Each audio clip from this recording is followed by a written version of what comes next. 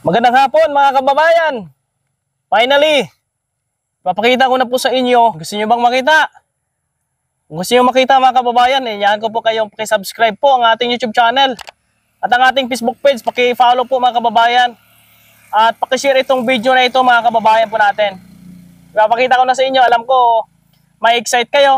At yung mga kaibigan natin na nagsabi ng mga negatibo about sa ginawa po natin dito. Ito po, ipapakita ko na po sa inyo mga kabayan. Yan! Ito na po. Ang munting bahay po ni Tatay Jerry po mga kabayan. Pasok tayo, i-tour ko po kayo. Unahin natin dito sa labas. Dito muna sa likod.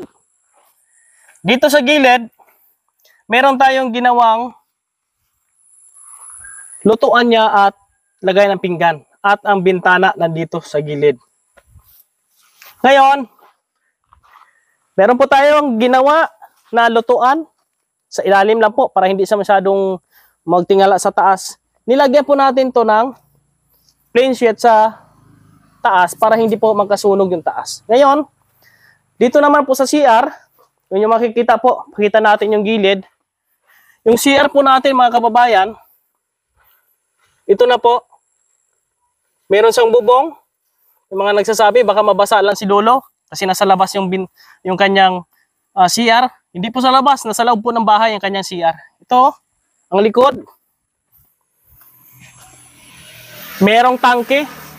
May tangke tayong inilagay dyan. At ipasok ko kayo dito sa loob. Dito naman sa loob po, papakita ko sa inyo. Ito yung ng CR ni Lolo.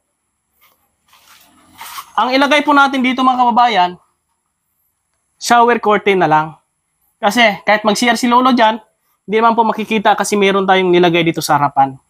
Hindi na kailangan ng pintuan kasi wala namang nakawin dito. Ito yung bowl niya. Huwag nyo makikita yung bowl. At merong drainage papunta sa labas. Ngayon, dito naman sa loob, ipapakita ko po sa inyo. Ito munang area. Yan yung lagay ng pinggan niya. Kung anong gusto niyang ilagay dyan. At siyempre, yung loob po ng bahay. No? Ipapasilip ko po sa inyo. Nilagyan ko na po ng floor mat. At bumili ako ng punasan. At ang binili po natin, yung binili po nating kama niya. Yung table. Yung hawayan na upuan.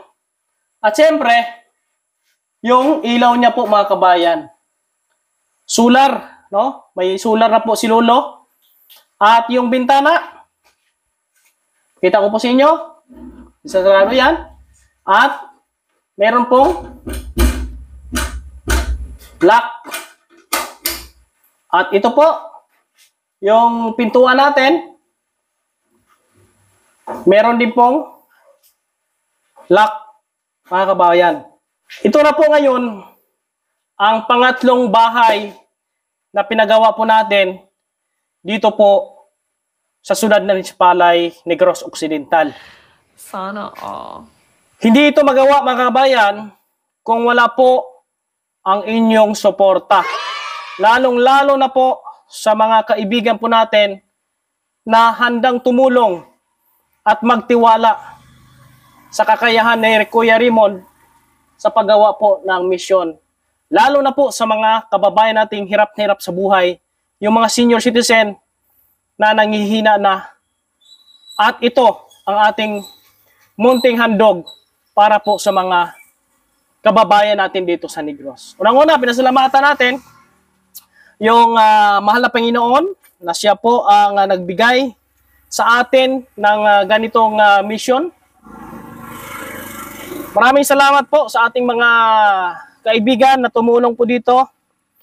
Ang nagastos po natin, lahat-lahat po mga kababayan, almost 65,000. Lahat-lahat po yan, materyales, labor at ibang gastos. At kasama na po yung mga binili po nating gamit ni Lolo. At pinasalamatan natin ang pinaka-main sponsors po natin, si Ate Rosalinda Cubero. Siya po ang tumulong sa ating mission po dito kay tatay at pagbili po natin ng lupa para meron pong mapagpatayuan ng kanyang bahay kubo. At sa mga kaibigan po natin na nag-share po, no, naiipon ko po mga kababayan, nakaipon po ko ng nasa 48,000 po ang ating nalikom na donation, no, tulong mula sa ating mga kaibigan. Pero ang nagastos po natin dito, almost 60,000 po mga kababayan. Ganun po, no? Pero napaka-ayos naman, secure na po siya dito mga kababayan. Kaya maraming salamat po kay Ate Rosalinda Hubero, kay Ate Minda Lacso, no? Maraming salamat. Ganun din po kay Ate Melchora Natividad, kay Ate Josephine Hermoso, kay Ate Bibs Pinay in Sweden, kay Ate Amelia Gawin, no? Kay Ate Marieta, kay Ate Manel, kay Ate Marian, kay Ate Lilian. Yan po mga kababayan, yung nalikom po natin, almost 48,000. At ulitin ko po, ang nagastos natin do almost 60,000 po mga kababayan. Maraming salamat po sa inyong lahat sa pagtitiwala kay Kuya Raymond. Ginagawa natin ito, sinikap namin na matapos ito para po ay maagapan natin yung paglikas po, no, kay Tatay Jerry mula sa bukid. Baka maabutan pa ng malakas na ulan, maabutan ng malakas na bagyo. Kaya nandito si Raymond sa Negros Occidental bilang isang kalingap independent charity vlogger.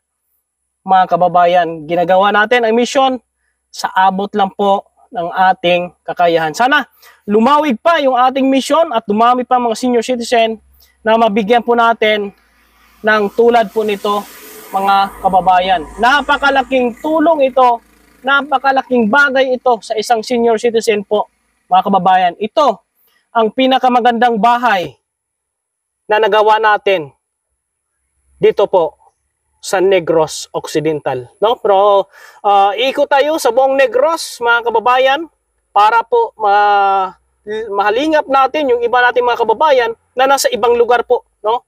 At abangan nyo po yung ribbon cutting po nito. Sa Webis po natin gagawin yung ribbon cutting at maghanda tayo ng kaunti. Kaya ngayon Monday, bukas may schedule ako, balikan ko yung mag-ama, bilhan ko po sila ng dingding nila, plywood. At Merkules, meron akong pupuntahan na isa ding senior citizen sa ibang lugar. Kaya po, Webes ng alas 4 ng hapon, abangan nyo po mga kababayan, baka makapag-live tayo or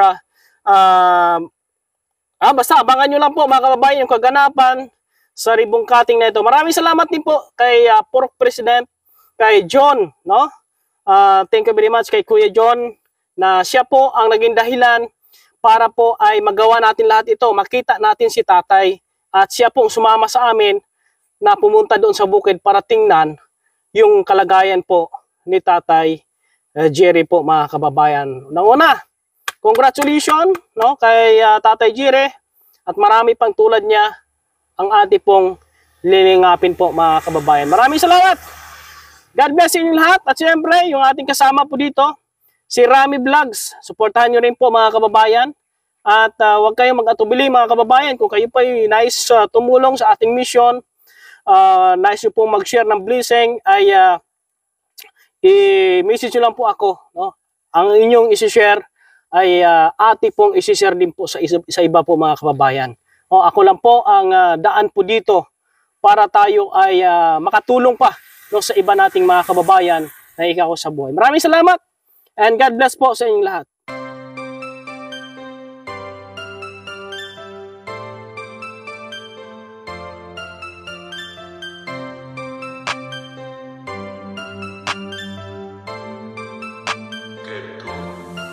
Laging nandyan, kahit umaraw man o kahit umulan.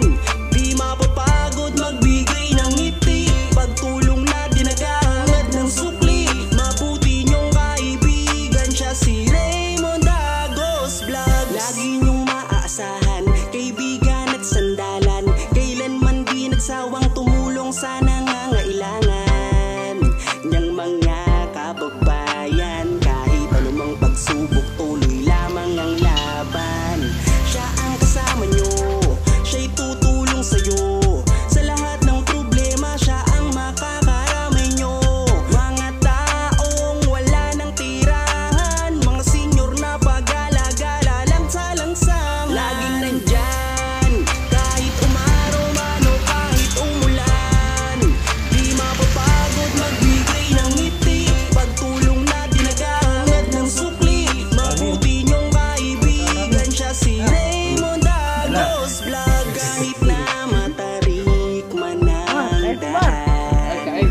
ikaw